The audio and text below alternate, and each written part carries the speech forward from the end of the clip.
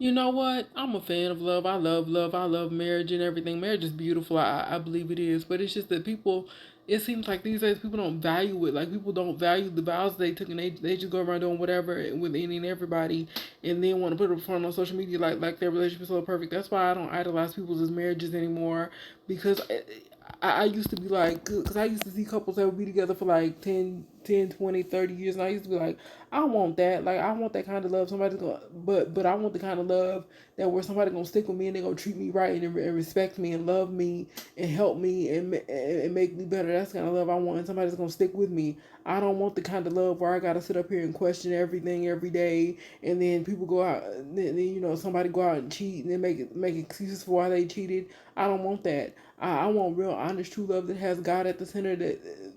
That's why it's just I'd rather wait on love, or if I never marry, I'm fine with that because these days it seems like people don't respect the sanctity of marriage. They go and cheat, disrespect their husband or their wife, and think it's cool, and then go to my well, God knows my heart and God forgives. You can't throw God forgives on top of what you're doing. God ain't in your mess. God ain't ever gonna tell you to step outside your marriage. I don't care who it is.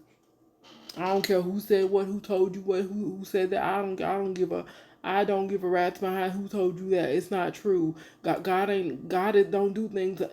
God is not the author of confusion. God does things in decency and in order. So if you're gonna be married and take your vows seriously and do it right, don't sit here and go cheat and go step out and talk about God forgives. No, God ain't in that. God ain't in your mess. God ain't telling you to step outside your marriage and be with somebody else and do X, Y, and Z because people always tell me, well, we're human and we fall. But yeah, but you took vows before God, therefore you should understand what you should be understanding what you're doing and understanding what you're taking part in. And you know what? And it ain't right to be sitting up here cheating on your husband or your wife. That ain't cool. Like God gonna see you about that. That's why I have no respect for people who don't respect the sanctity of marriage because it's not cool. And that's why it's just like, you know what?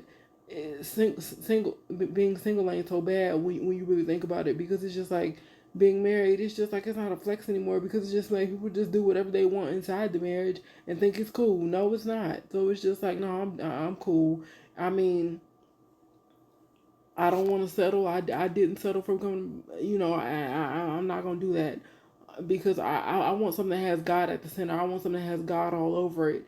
And at the end of the day, it is what it is. But people just sit up here and do whatever and anything in marriage, and then talking about what God forgives. No, God ain't in your mess.